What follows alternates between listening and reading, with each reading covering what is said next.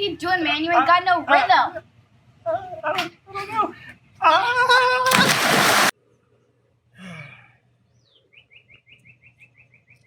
Hey, Caleb, you doing okay, man? Man, who's making fun of me? I ain't got no rhythm. Sorry, man. It happens to the best of us. I guess. But don't worry. I think I'll teach you how to become a boogie master. You will? Yeah, man. Let's do it. Let's do it. That's awesome. Let's go.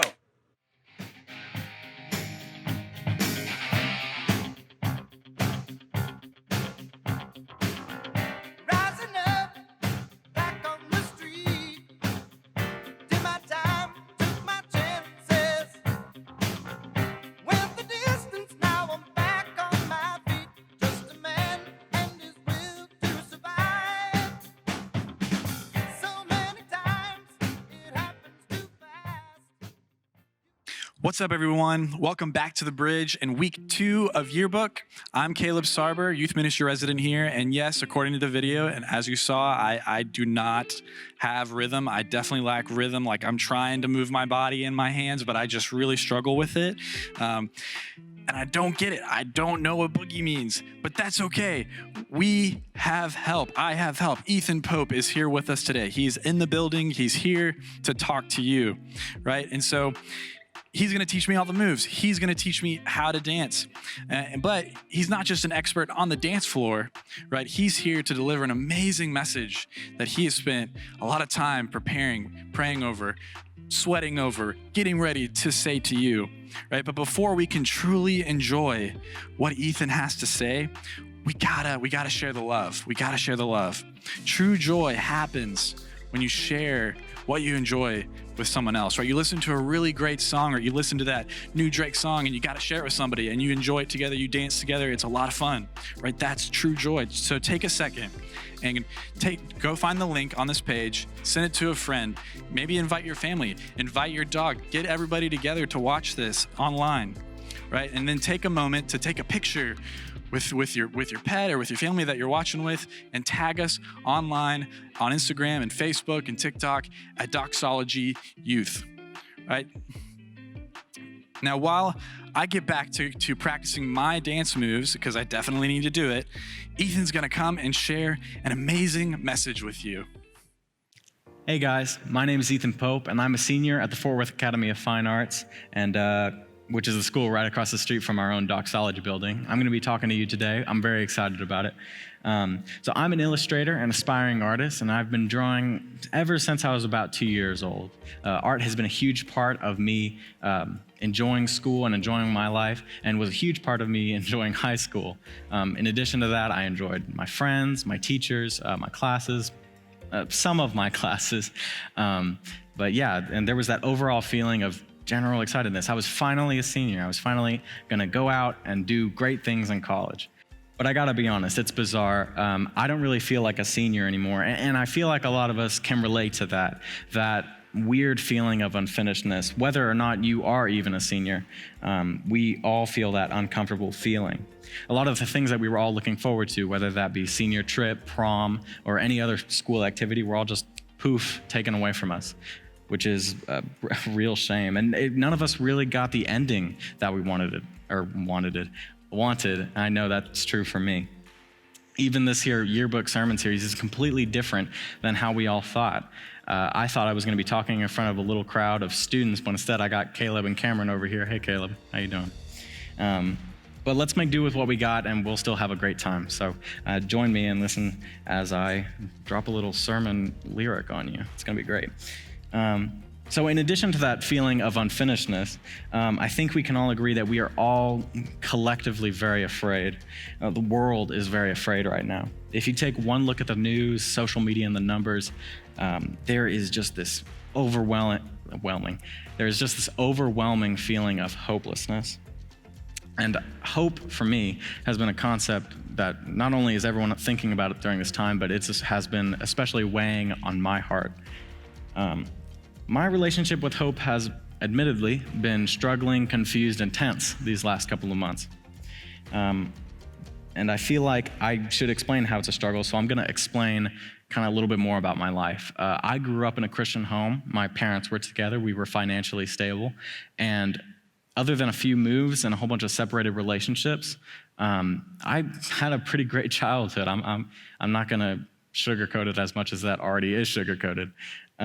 So I was raised with all that, and God always seemed to be on my side. In my mind, I was like, God is with me right now. God's with my family, and that is a great spot to be, and I was really excited about that. So because of that, I was always very, very positive and had a really cool outlook on life. I was really jazzed to be alive. And so for the longest time in my life, hope was familiar, it was constant, and it was just something I was always going to have. It was like a guarantee. I would always just kind of have hope. And I really, really believed that. And so as I was growing up, it very much confused me when the people surrounding me in my life didn't carry that same hope with them. Especially when I entered a high school for depressed art students. I didn't understand how anyone could not want to live anymore. I didn't understand how someone could be sad, because I would hear my friends talking about how I hate my family. My family is so awful towards me. I hate my classes, my grades. Money is not good right now. And I was just like, whoa, why? Why are you so sad? Because I did not understand that kind of pain. In my mind, life had more positives than negatives. And therefore, you could have hope that things were just going to be okay. God was always going to be there in my little freshman mind. And I think that was my downfall. Not necessarily the belief that God was always going to be there, but that feeling of getting comfortable with God's presence and its hopeful effect. I had gotten completely comfortable at hope. It had seeped its way into the very way I functioned. Every person I interacted with, it came through. That hope came through, which is how it's supposed to be. But it had lost its luster to me. It wasn't special to me anymore. It was just more of a part of my personality. And so it wasn't until early to mid-senior year where the feeling of comfort, it kind of bit me in the back. I had lost someone who was very important to me, and I had invested a lot of my hope in them. They were kind of the reason that I was moving and acting and being active. And so when they left and I didn't have them in my life anymore, my life did not have a backbone. There was no lifeline. I just kind of fell apart. I was left with nothing. Not even my art was a safe place. I didn't feel happy making things anymore. And so I just fell into this awful emotional darkness. I had no hope left in my heart to pull me out of the dark hole that I was falling into. I descended into a very self-destructive mindset. I just didn't have anywhere else to go. And I thought horrible things about myself and what I would do next. And that was just very scary, because it didn't really feel like me. I didn't feel like myself.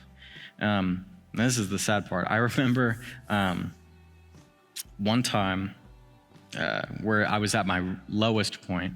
It was a Saturday morning, and I had work around 10 o'clock. I work at a Chick-fil-A, and there's a baseball field right next to my work. And so there's a little sidewalk so you can take a walk around the field. And so I was in a bad spot. I wasn't feeling good, and I went on that sidewalk and took a walk. And by the time I had made one loop around, I was in a really just awful headspace, and I remember looking up at a lamppost and seeing my body hanging from it. I have a very vivid imagination, remember the artist thing, so it was very scary to see that, it just coming out of my own mind. So standing there in my goofy work uniform, I fell to the floor, and I wept. I held my head in my hands and I wept. And I just remember thinking, this is not where I wanted to be. I was not expecting this for myself, which was very scary because I didn't understand the feelings that I was feeling. And so in addition to that, and kind of after that, the coronavirus popped up, and we were all locked away, and it told the world to just not move anymore. And through the midst of that, I blamed God.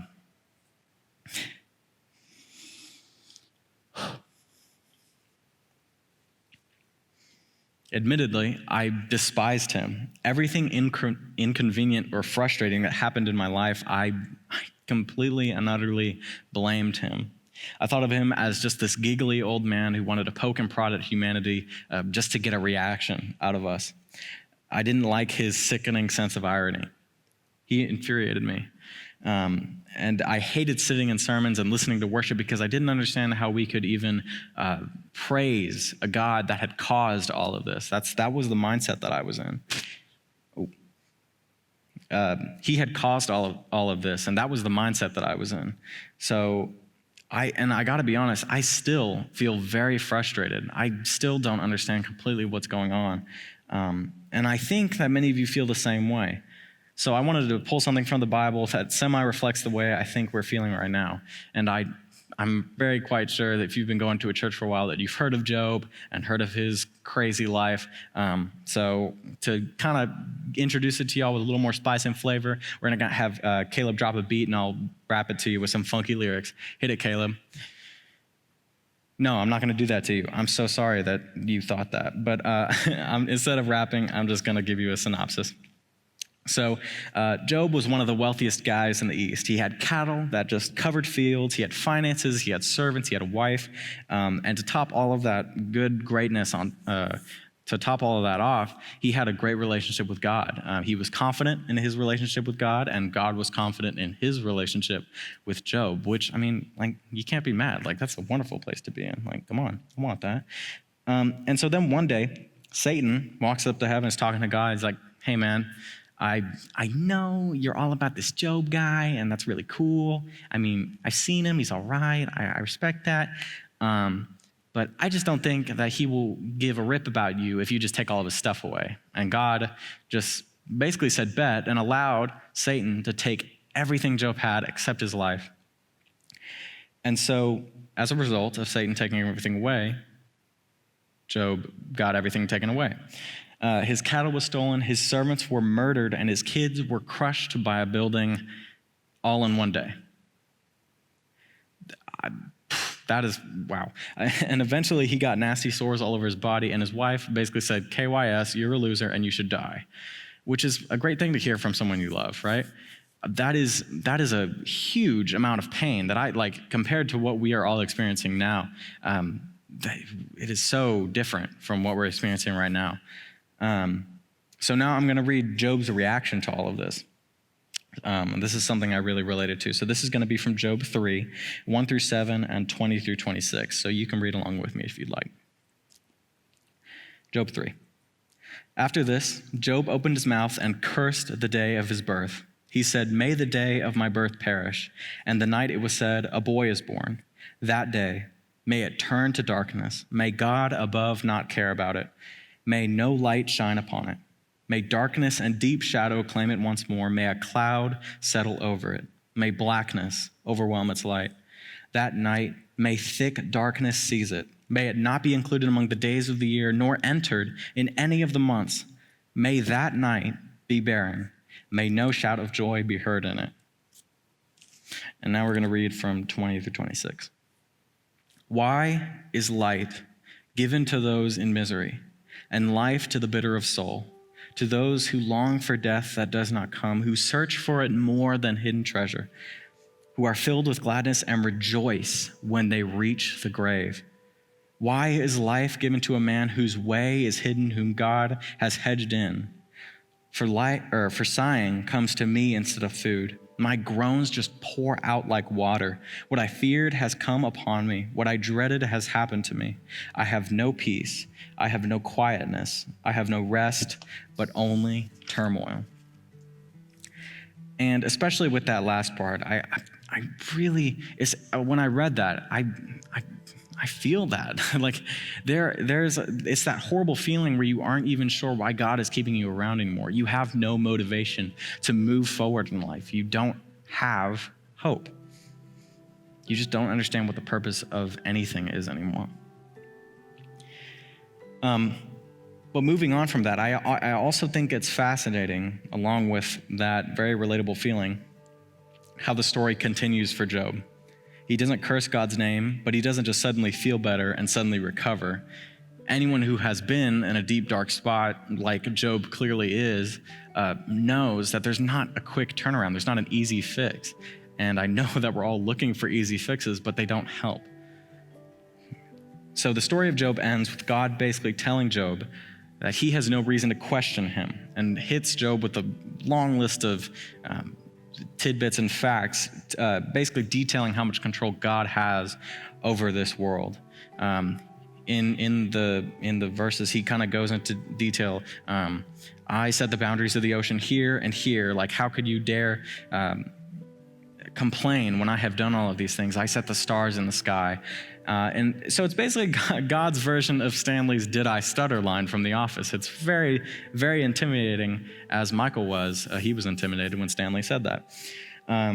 So reading that made me realize that God can handle questions and he can handle frustration, but he is not down for belittlement of his majesty. So perhaps instead of belittling, we should ask for further understanding. It makes me think of Mark 9. In Mark 9, there's a boy who is possessed by a demon, and his father, as any good father would, wants Jesus to heal the boy. And so starting from verse 21 and ending at 24 in Mark 9, Jesus asks the boy's father, "How long has he been like this, the son?" "From childhood," the father answered. "It has often thrown him into fire or water to kill him. But if you can do anything, take pity on us and help us." And Jesus says, "If you can, everything is possible for him who believes." And immediately the boy's father exclaimed, "I do believe, but help me overcome my unbelief." And so while this story is in a different context, I feel that same idea can be applied to the human pursuit of hope. Telling God, I want to have hope, even though I can't really understand it right now and I can't see what the future has in store. Please help me when I am without it. We need to pursue hope in the same way as the father in the story, pursuing it with desire. So I hope you guys will take that with you as we move forward in these very scary, uncertain times, moving forward into the future. And so what I want you guys to take away from this, I want you guys to be honest with yourselves and with God about how you feel about what's happening. Express it and just get it out, because it has no place in your heart eating away at you. That's what I allowed it to do in me, and it took me to a place I never want to go again. Express your uncertainty to God, but also acknowledge that he is basically the only person that's ever going to get you out of it, as scary as that is. In the end, we have no other hope other than the hope that Jesus provides. And I know all of us have been looking through other avenues to find hope, and I know that you're not finding it, as I have not.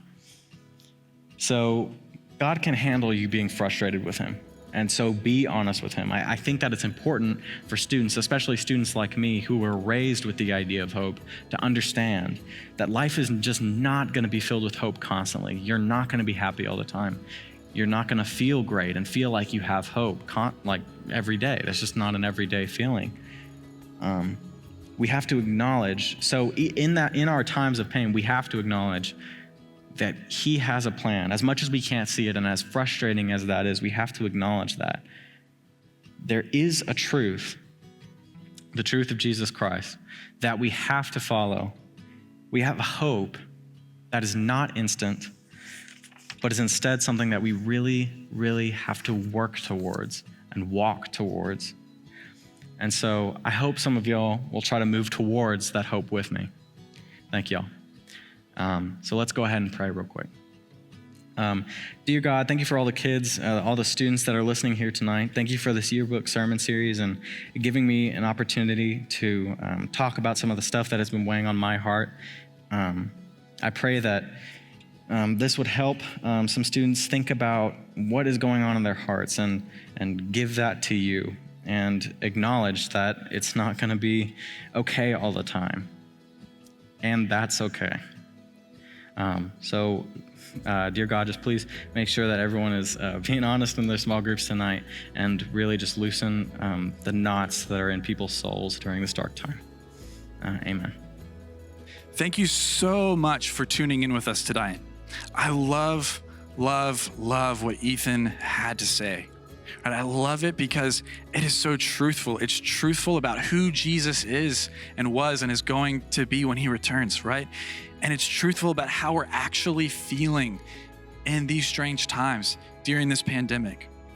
Right? The hope that we have as Christians, right, that comes from the fact that those emotions that we're experiencing, that Ethan talked about, that those don't have to cripple us.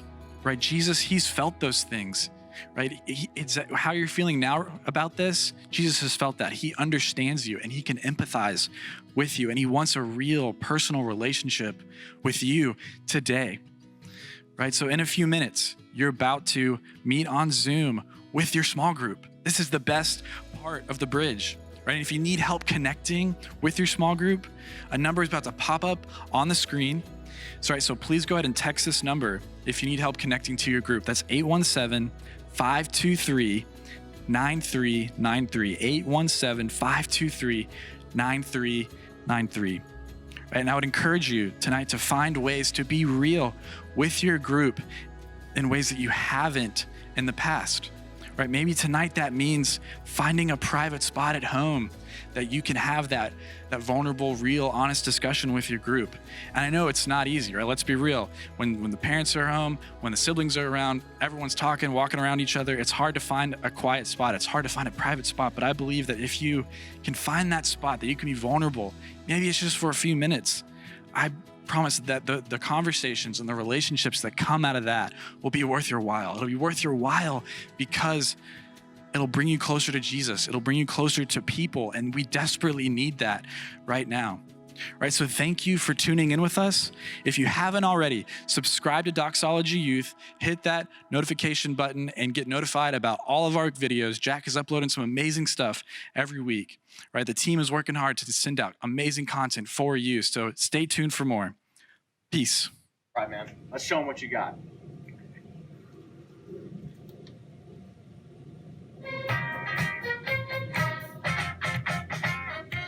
Yeah, okay. Remember what I taught you? Oh yeah. Just keep it up. A little more aggressive. Yeah. No, not again. Okay. Well, as I'm saving his life as it is clearly in danger, I really want you guys to take the dive and go in with your small groups. Be honest with yourself and with your leaders, and y'all have a great night, okay? Talk to y'all later.